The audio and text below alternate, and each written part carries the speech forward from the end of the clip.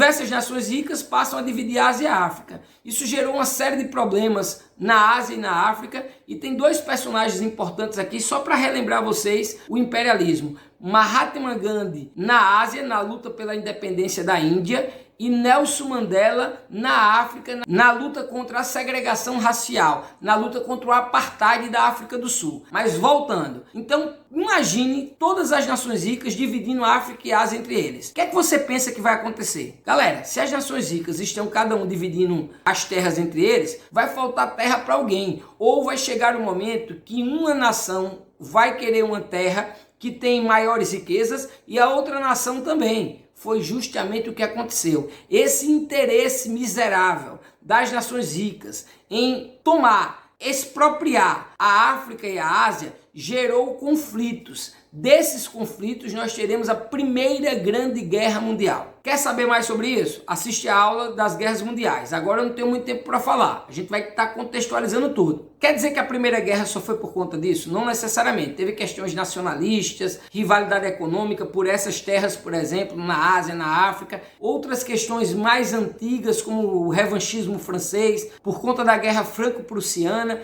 Enfim, tudo isso você vai ver na aula sobre as guerras mundiais. Por hoje, basta saber que a guerra foi entre a Aliança e a Entente.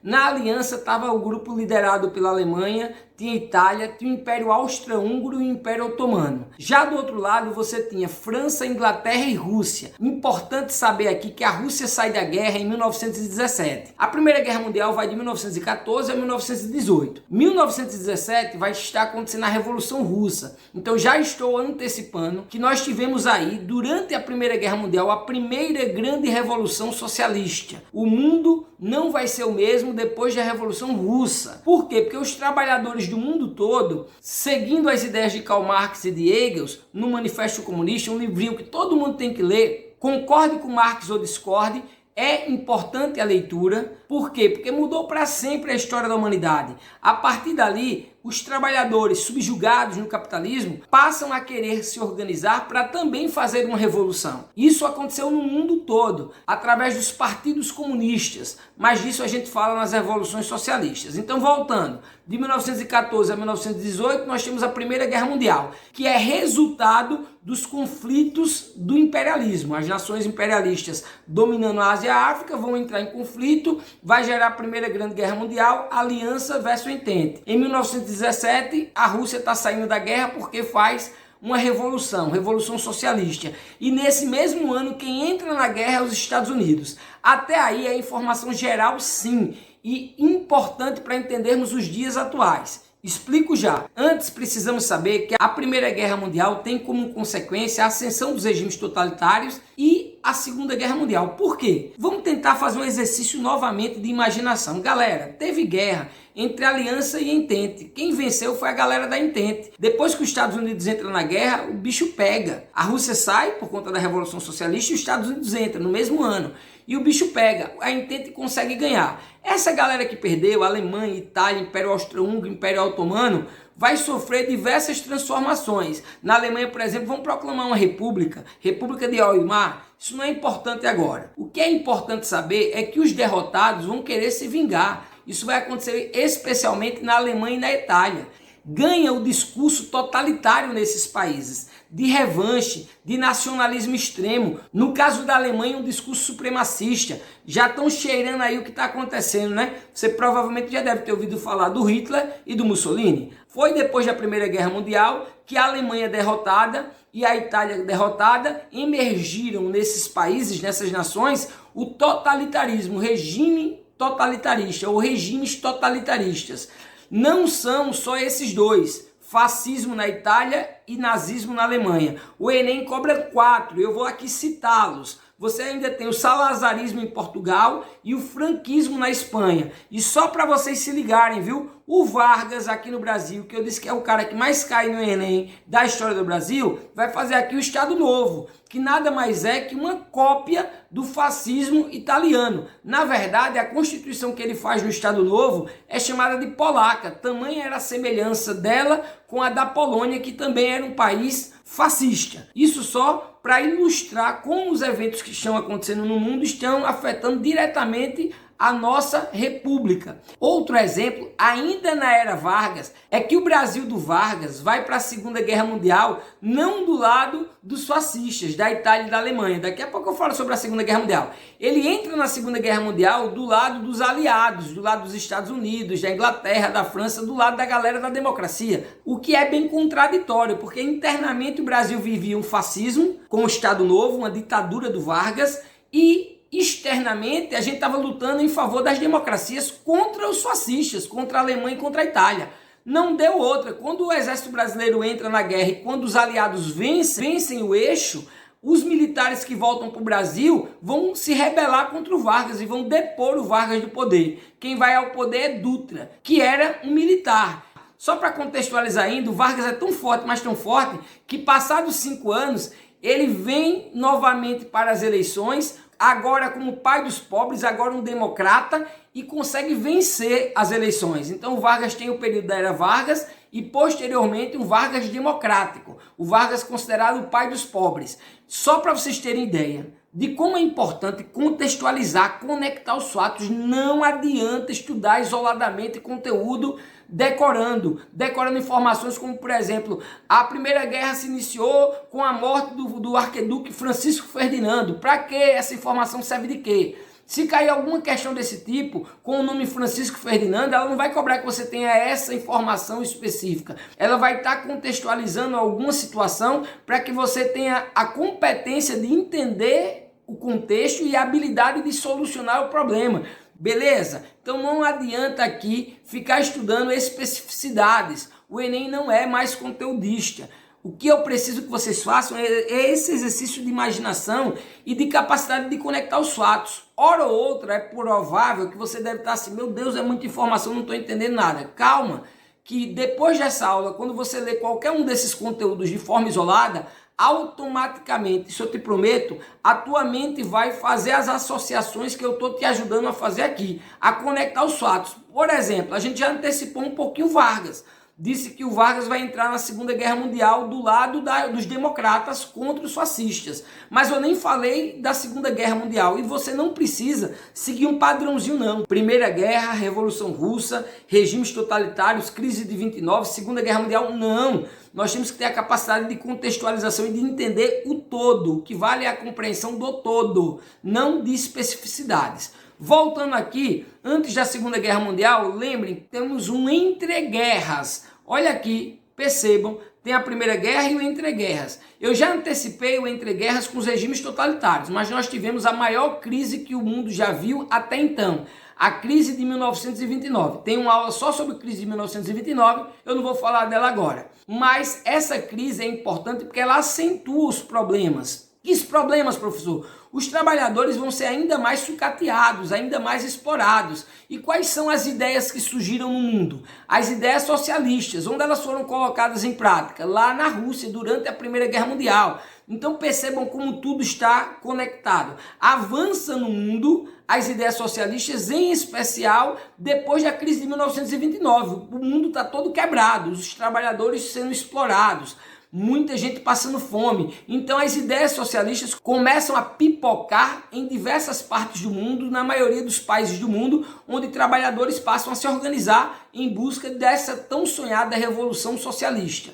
Ok? E se tem avanço do socialismo, vai ter automaticamente, é preciso que vocês façam esse exercício de imaginação, resposta. A resposta da Alemanha, a resposta da Itália, que estavam quebradas porque perderam a Primeira Guerra Mundial, que estavam quebradas também por conta da crise de 29, foi regimes totalitários para conter o avanço socialista. Nos Estados Unidos, o presidente Roosevelt, por exemplo, resolveu que o Estado iria investir muito, sobretudo em construção civil, para tirar o país da crise. Então, meio que um Estado forte, só que não totalitário. Diferente da Alemanha e da Itália, que resolveram pelo totalitarismo. Enfim, o que vale salientar aqui é que houveram respostas para o avanço das ideias socialistas. Então, veja, como a Revolução Russa influenciou e impactou no mundo, como a crise de 1929 está impactando no mundo e como os regimes totalitários impactaram no mundo. Impactaram aqui no Brasil, por exemplo, como eu falei no Vargas, no Estado Novo, e impactaram sobretudo porque o Hitler, nacionalista, maluco,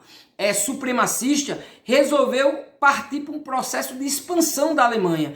Hitler invadiu a Polônia e saiu invadindo, saiu expandindo. A França e a Inglaterra caladinha, sem falar nada, até que não deu para esperar mais. O Hitler invadiu até a França. Em resumo da ópera, os regimes totalitários geraram o segundo maior conflito que a humanidade já viu, a Segunda Guerra Mundial. Quem é que lutou a Segunda Guerra Mundial? Os aliados, Estados Unidos, França, Inglaterra e Rússia, versus o eixo Tóquio, Berlim e Roma, Japão, Alemanha e Itália. Havia um acordo entre Hitler e Stalin, entre Rússia e Alemanha, de não agressão. O Hitler respeitou foi nada. Imagina um totalitário, supremacista, aceitar o socialismo.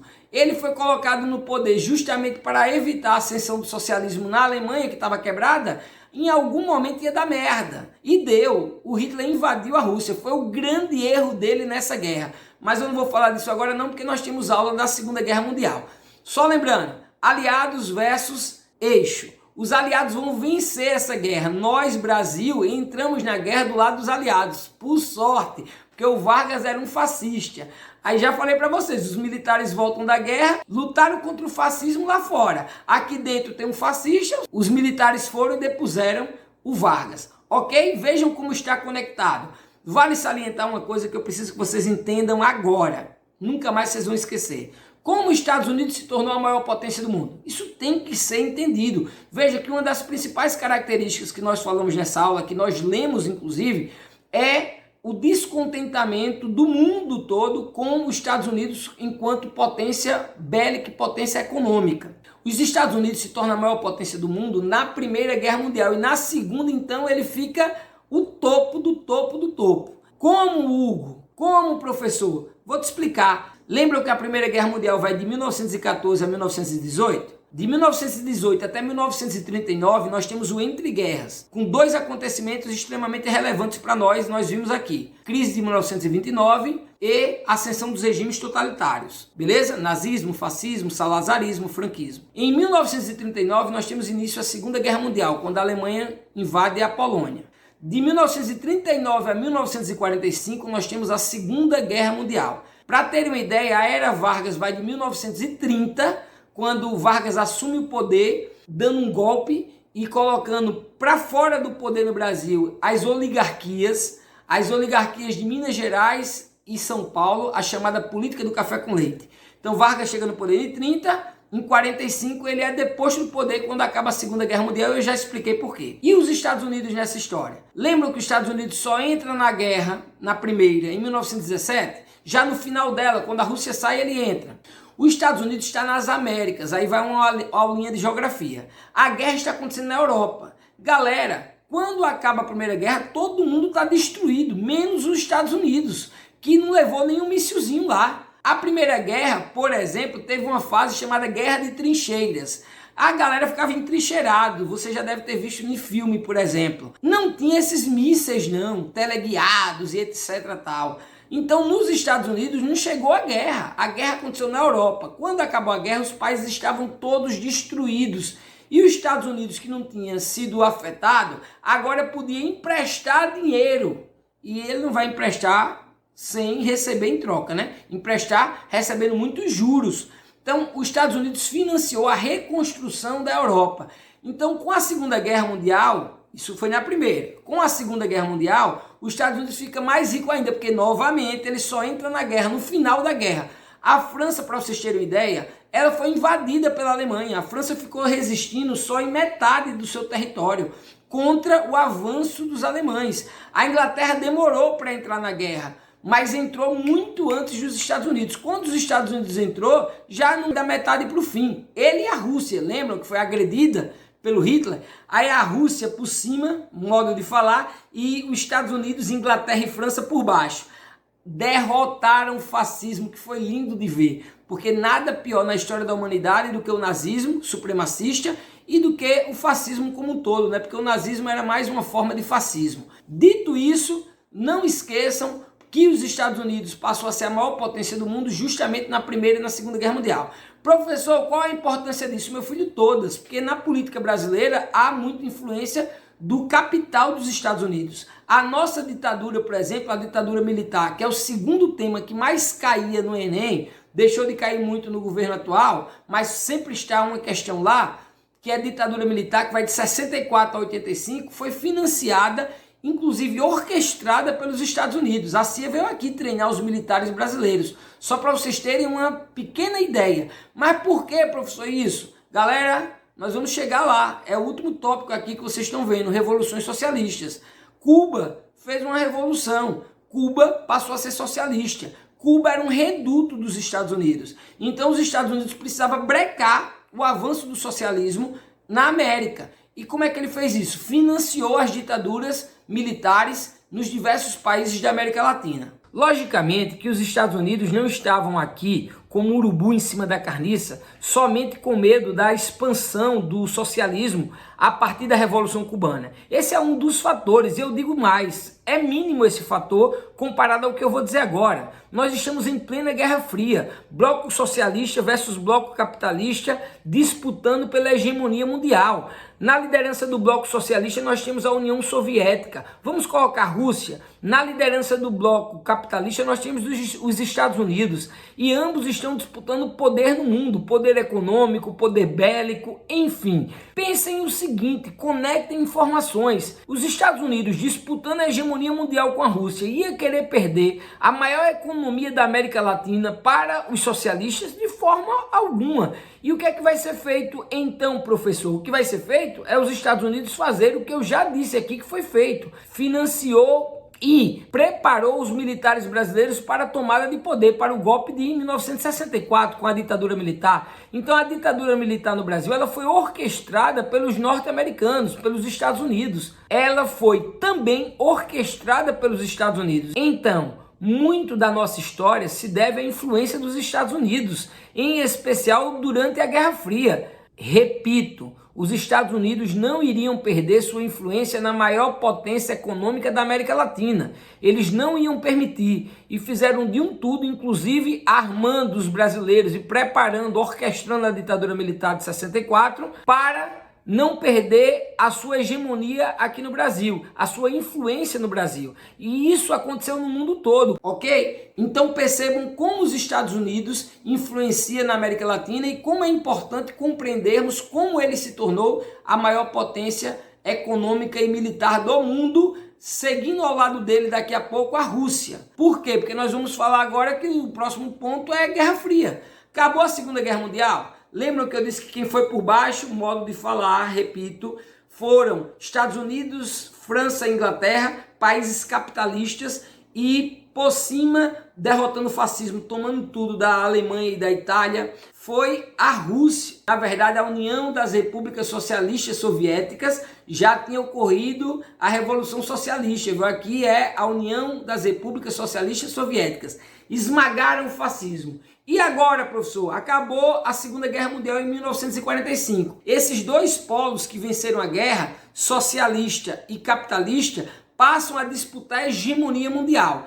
Disso nós chamamos de Guerra Fria. Por que Guerra Fria? Porque eles não chegaram a se enfrentar diretamente. Se enfrentaram indiretamente, como por exemplo na Coreia, Coreia do Sul e Coreia do Norte, no Vietnã, vietnamitas do Sul e vietnamitas do Norte, na própria Revolução Cubana, quando a União Soviética financiava e apoiava os revolucionários, enquanto os Estados Unidos apoiava e financiava o deposto governo de Fulgêncio Batista. Então vejam, indiretamente eles se enfrentavam, fora a corrida espacial, por exemplo. Cada um queria mostrar que tinha mais tecnologia. Então eles se armavam até os dentes, mas não se enfrentavam diretamente. Até porque surge durante a Segunda Guerra Mundial nada mais nada menos do que as bombas atômicas. Professor, que história é essa? Vou te contar. Lembra que eu disse que era Alemanha, Itália e quem mais? Japão, o eixo, Tóquio, Berlim e Roma.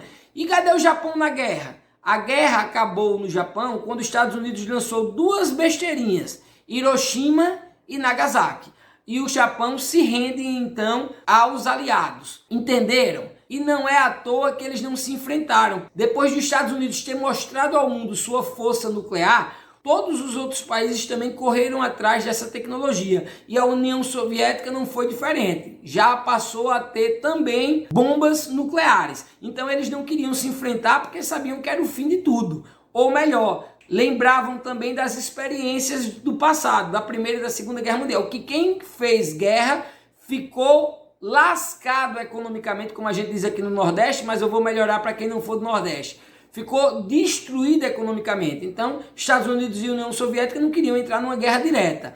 Não é só os Estados Unidos não, a gente fala de um bloco com a Inglaterra, com França e com outros países capitalistas. A União das Repúblicas Socialistas Soviéticas já contempla a diversidade de países que passaram a integrar a União Soviética. Beleza? Então, essa foi a Guerra Fria. Durante a Guerra Fria, nós tivemos duas grandes revoluções socialistas. A Revolução Chinesa, com Mao Tse-tung, uma revolução que sai do campo para os centros urbanos, é uma revolução dos camponeses que passam a aderir às ideias socialistas interpretadas por Mao Tse-tung. Há quem diga que Mao Tse-tung não fez nada de socialismo, que não há socialismo ali, mas a título de Enem nós falamos de revoluções socialistas e incluímos a Revolução Chinesa, beleza? Assim como a cubana, que foi feita também do campo para o centro urbano. Dois personagens interessantes da Revolução Cubana é Fidel Castro e Che Guevara. Eu não vou falar muito sobre isso, porque nas revoluções socialistas eu explico tintim por tintim, e durante essa aula aqui eu dei diversos exemplos de como a Revolução Cubana influenciou e impactou aqui no Brasil, e a Revolução Chinesa nós falamos menos, porque cai muito pouco no Enem. Foram pouquíssimas questões que caíram no Enem, porque influenciou muito pouco no Brasil e na nossa vida atualmente. Não tem como falar de Revolução Russa sem falar do Lenin. Lenin vai ser assassinado e vai ficar uma disputa depois entre Trotsky e Stalin. Stalin vai mandar assassinar Trotsky e passa a governar a Rússia. Posteriormente, chamada de União das Repúblicas Socialistas Soviéticas, que vai ter a adesão de outros diversos países. Ok? Então não esquece isso. Revolução Russa, você tem como liderança Vladimir Lenin. Depois do Lenin você tem o Trotsky e o Stalin fica no poder. Revolução Chinesa, Mao Tse-tung. E Revolução Cubana você também tem dois nomes principais que são personagens históricos icônicos: Fidel Castro e Che Guevara. Ok? Beleza? Espero que vocês tenham conseguido fazer esse exercício de imaginação, consigam entender o contexto da idade contemporânea, entender o todo. Aprendido que não dá para ficar em especificidades, que tem que conectar conteúdos, que tem que ter as competências e habilidades tão faladas no Enem. Então te espero até a próxima aula. Não deixa de compartilhar, de dar o like, de se inscrever no canal, ativar o sininho das notificações. Beleza? Forte abraço a todos vocês.